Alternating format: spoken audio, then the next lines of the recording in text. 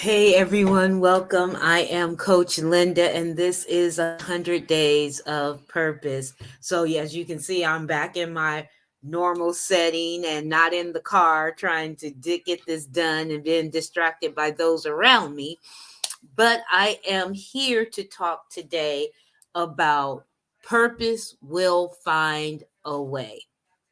It is important that when you are thinking about purpose, when you are thinking about why you exist, why you were placed on earth, who are the people that you're supposed to surround yourself with? Who are the people that you're supposed to help? When you start to ask yourself those real tough questions, what comes to mind is that purpose seems to be overwhelming. It seems to be something that cannot be done by an individual. It seems it's bigger than you. It expands your borders, right? And so the common concept is to say, well, it's too big, I can't get it done.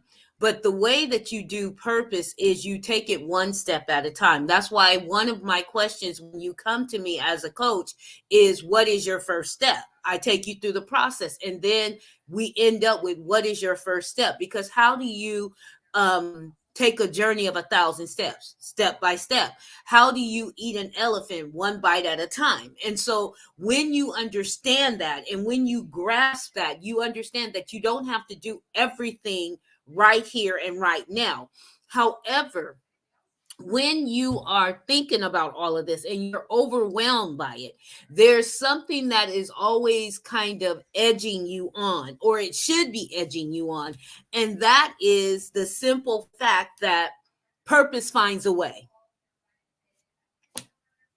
Have you ever felt drawn to something, right? And you didn't understand why you were drawn to it. You didn't understand why you were drawn to the individual, to the task, to the job, to the color, to the book. It's just something you just felt like there was a connection there, and you needed to connect to that person, that thing, that opportunity. And no matter how hard you try to fight it, case in point, this happens when I speak to individuals that get into relationships, right? And they say, well, this isn't someone that I would have gravitated to. This person is not someone I would have consciously selected for myself. And then they'll say something like, well, I knew what I wanted, but God knew what I needed, right? And there's something about that. And it's something that happens that beyond our understanding, beyond our comprehension of what is going on. We cannot really put it into words other than it's not what I wanted, but it's what I needed at that time. And so we gravitate to it, and we feel this gravitational pull towards this, and we must get it done. I like to call that purpose. Purpose finds a way.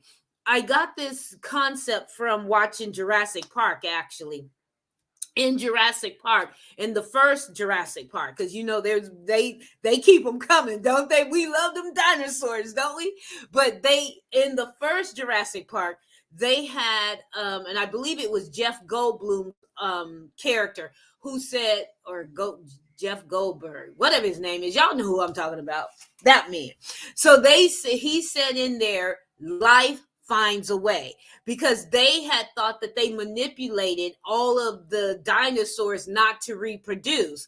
And he said, life finds a way.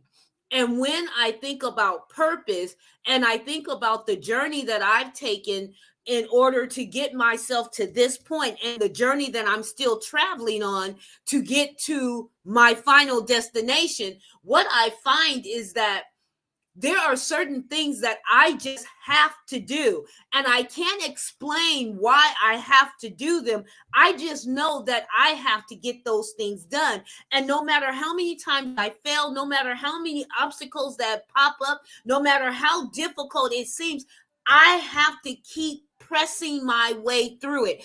I have to make it happen.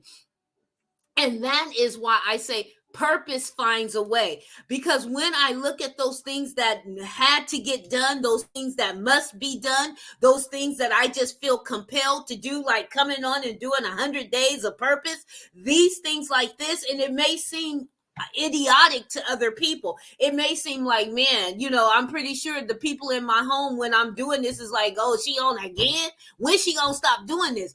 But the thing about it is, I feel compelled to do it, not just because I feel that somebody needs to hear it, which I do feel that somebody needs to hear it, but I feel like a part of me is not satisfied. A part of me is not fulfilled unless I am doing it. And I find that in those times, everything underlines my purpose. When I think about these things, I think about my purpose, and I'm like, I had to get it done because purpose was driving me. Purpose was pushing me. Purpose was the overall reaching why of why I had to get it done.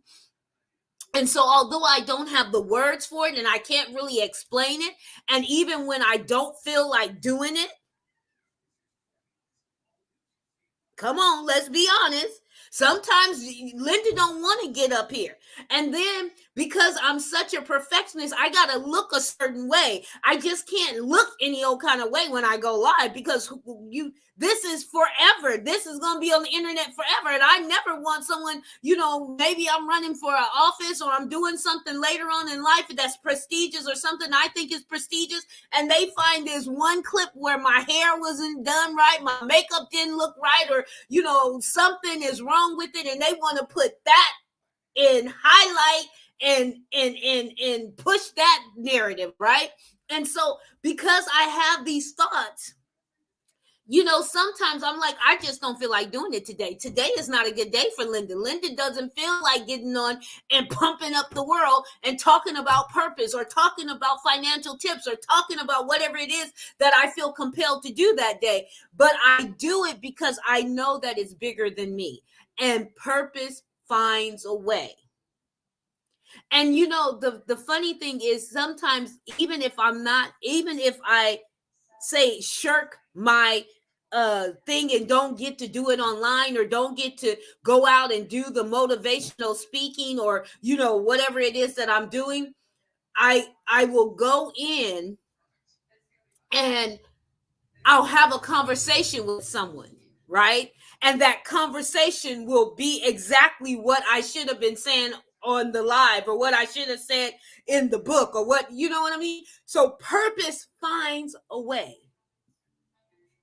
Look at the things in your life that you feel compelled to do. And even when you don't want to do them, even when people are laughing at you, even when it seems like nobody's listening to you, you're standing up on that soapbox and you are spewing it to the clouds, to the stars, to the moon, to the sun. You just out there talking and you don't even know if people are paying attention. I'm here to tell you that if you are putting it out, somebody is paying attention. Somebody is hearing it. Because why? You're in that vehicle. You're willing to speak it. You're willing to say it. Thus, opportunities and influence and resources are on their way, baby. They're coming, because that's what purpose does. Purpose opens up doors.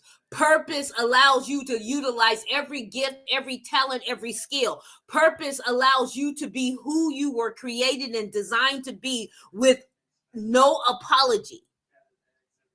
Unapologetically, you can be who you are and what you do. I remember when I first started my Destined to Be You page, one of my first banners was unapologetically me, right? Why? And that was years ago. And now I get tickled when I see Apostle Woods, and she's doing the unapologetically me, because it's something that it pulls me back into when I got serious about this. That's what God said. He said, you got to be you unapologetically. Yes, people are going to laugh at you. You already know people are going to talk about you. You already know there's going to be naysayers. There's going to be haters. There's going to be people out there doing what you're doing. There are going to be people out there saying what you're saying. You already know all of that. So be unapologetically you, because you are carving out the space where you belong.